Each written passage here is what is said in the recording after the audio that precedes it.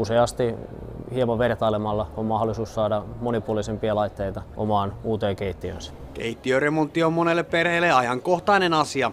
Useat löytävätkin itselleen sopivat keittiökalusteet, mutta usein keittiöpaketeissa tarjottavat kodinkoneet eivät välttämättä ole aina paras vaihtoehto kuluttajalle. Keittiöpaketeissa saatetaan useasti tarjota yksinkertaisia valmiita ratkaisuja, joissa sitten välttämättä ei kaikki koneet vastaa perheen omia tarpeita.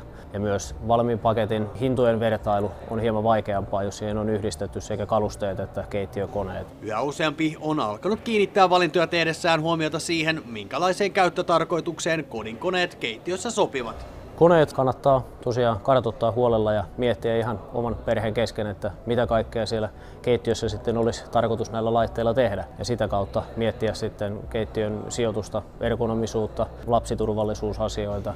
Kodin tekniikan erikoisliikkeissä kuluttajalla voi olla mahdollisuus tutustua tuotevalikoimaan laajemmin ja kokeilla tuotteita myös käytännössä. Muun muassa mahdollisuus kokeilla induktiotason nopeutta ja tehokkuutta käytännössä. Samaten uuneista tänä päivänä löytyviä erikoisohjelmia, muun muassa tämmöisiin reseptitoimintoihin päästään tutustumaan ihan kädestä pitää. Monilla keittiökalusteiden ostajilla voi olla pelko siitä, että erikseen hankitut keittiökoneet eivät mahdukaan suunniteltuun keittiökokonaisuuteen. Eri tuotteissa, eri merkeillä jonkin verran on eroja. Periaatteessa kuitenkin ne on niin lähellä toisiansa, että käytännössä merkin kuin merkin yhdistäminen keittiökalusteisiin onnistuu.